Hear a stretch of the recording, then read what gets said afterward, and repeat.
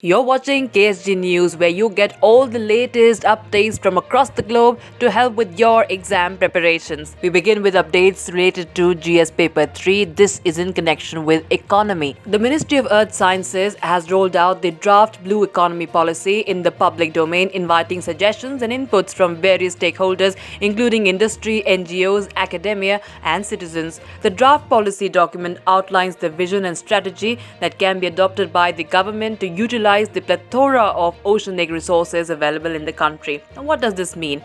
The document has recognized 7 thematic areas: national accounting framework for the blue economy and ocean governance, coastal marine spatial planning and tourism, marine fisheries, aquaculture and fish processing, manufacturing, emerging industries, trade, technology, services and skill development, logistics, infrastructure and shipping, including transshipments, coastal and deep sea mining, and offshore energy and security, strategic dimensions, and international engagement. The policy document has been disseminated for public consultation on several outreach platforms, including websites and social media handles of the MOEs and its institutes. Stakeholders have been invited to submit inputs and ideas by the 27th of February 2021. The policy document aims to enhance contribution of the blue economy to India's GDP, improve lives of coastal communities, preserve marine biodiversity, and maintain the national security of marine areas and resources.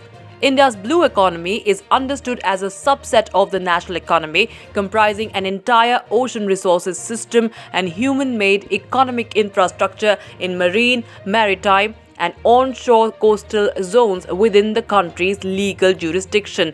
It aids the production of goods and services that have clear linkages with economic growth, environmental sustainability, and national security. Now, going into some background about this, with a coastline of nearly 7,500 kilometers, India has a unique maritime position. 9 of its 29 states are coastal, and the nation's geography includes 1,382 islands. There are nearly 199 ports, including 12 major ones that handle approximately 1,400 million tons of cargo each year. Moreover, India's exclusive economic zone of over 2 million square kilometers has a bounty of living and non-living resources with significant recoverable resources such as crude oil and natural gas. The coastal economy sustains over 40 lakh fisherfolk and coastal communities. With these vast maritime interests, the blue economy occupies a vital potential position in India's economic growth. Therefore, India's draft blue economy policy is envisaged as a crucial framework towards unlocking country's potential for economic growth and welfare. Moving on to updates related to GS Paper 3, this is in connection with energy. Prime Minister on the 17th of February 2021 dedicated the Ramanathapuram Thoothukudi natural gas pipeline and gasoline desulfurization unit in Tamil Nadu. The project has been set up by Chennai Petroleum Corporation Limited, a subsidiary of Indian Oil Corporation. Prime Minister also laid the foundation stone for CPCL's proposed 31,500 crore rupee grassroots refinery. The project was dedicated by the Prime Minister via video conferencing. The event marks another significant milestone towards the energy Atmanirbharta for the nation. Now, India is looking to cut energy import dependence as well as diversify its sources to reduce the risks. The focus now is also towards using renewable sources of energy, which will by 2030 form 40% of energy generated in the country.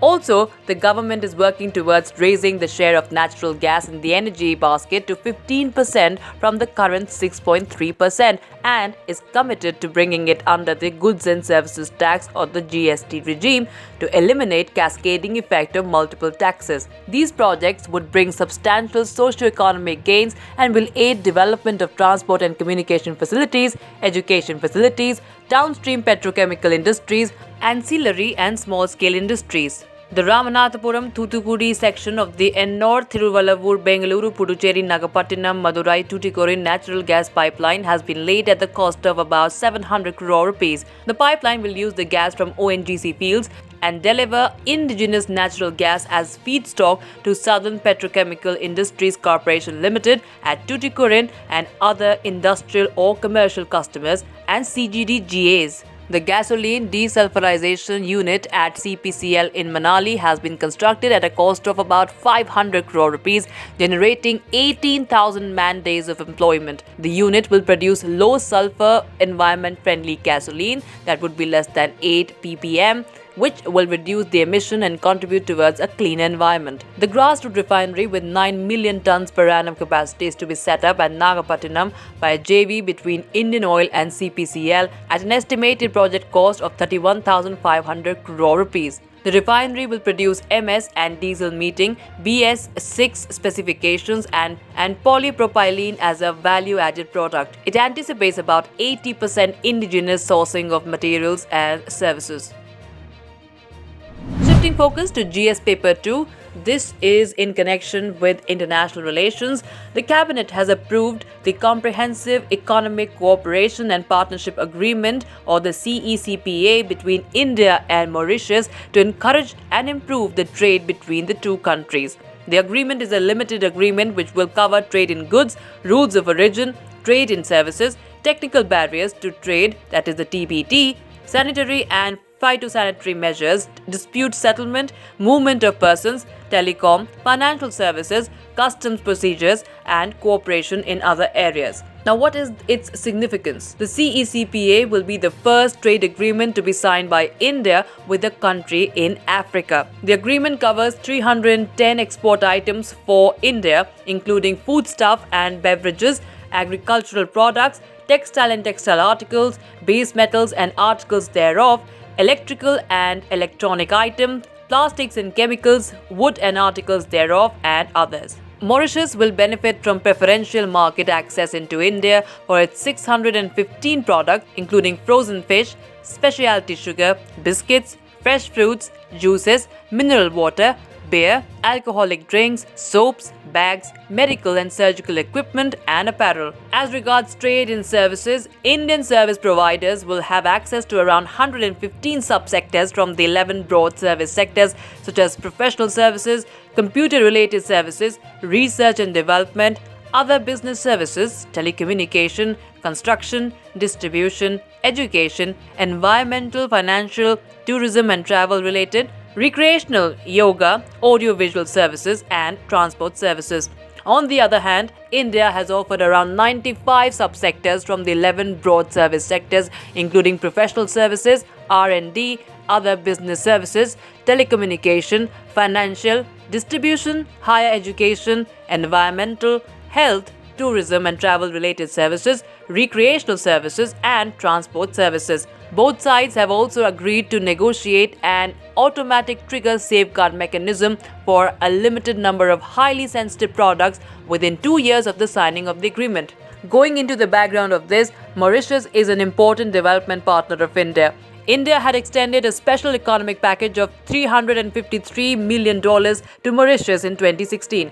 Since 2005, India has been among the largest trading partners of Mauritius and has been one of the largest exporters of goods and services to Mauritius. According to the International Trade Center, in 2019, the main import partners of Mauritius were India, which accounted for 13.85%, China accounting for 16.69%, South Africa accounting for 8.07%, and UAE, which accounted for 7.28% of import. The bilateral trade between India and Mauritius has registered a growth of 233% from $206.76 million in 2005 and 2006 to $690.02 million in 2019 and 2020. India's exports to Mauritius surged 232% from $199.43 million in 2005 and 2006 to $662.13 million in 2019-2002, while our imports from Mauritius increased 280% from $7.33 million in 2005 and 2006 to $27.89 million in 2019 and 2020. Moving on to GS Paper 3, this is related to science and technology. India and Sweden will host a 42-hour digital hackathon on mobility to tackle issues regarding safe and sustainable transportation, a statement from the organizers said on 17th of February 2021. The Sweden-India Mobility Hackathon, Changing the Way We Move, aims to design, test and execute ideas for the future and will take place from 26th of February to the 28th. Organized jointly by the Embassy of Sweden, the Consulate General of Sweden in Mumbai and the Swedish Institute, it invites students, entrepreneurs, innovation enthusiasts, developers, designers, creatives, and mobility experts across both the countries. According to the organizers, the participants will collaborate on digital innovations to create functioning solutions to predetermined challenges like lethal accidents in traffic, safe and sustainable transport, air pollution or emissions from the traffic sector, infrastructure for connected vehicles, and sustainable logistics. The Sweden-India Mobility Hackathon is expanding this partnership, providing a strong platform for students, startups,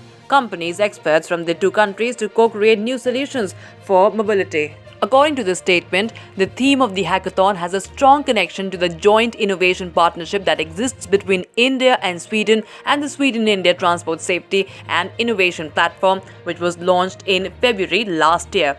The event is supported by several Swedish and Indian partners, including startups, incubators, research institutes, innovation cells, road safety organizations, and companies in sectors of sustainability, automotives, and transport.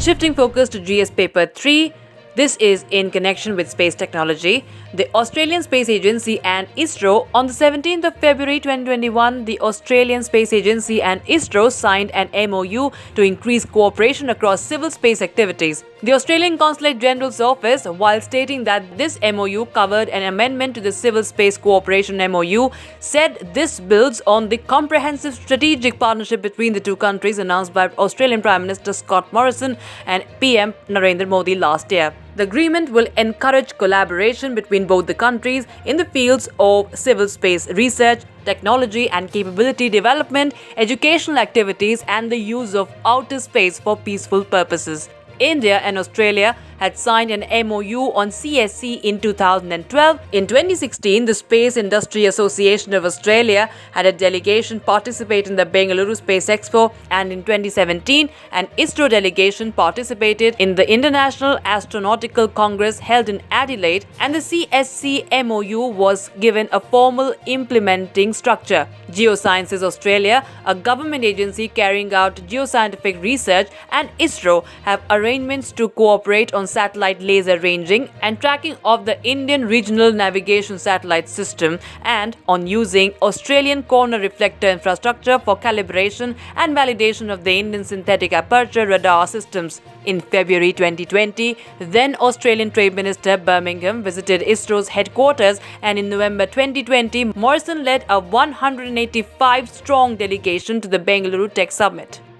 That's it from our side on KSG News in this video. Stay tuned for more such informative videos for your exam preparations.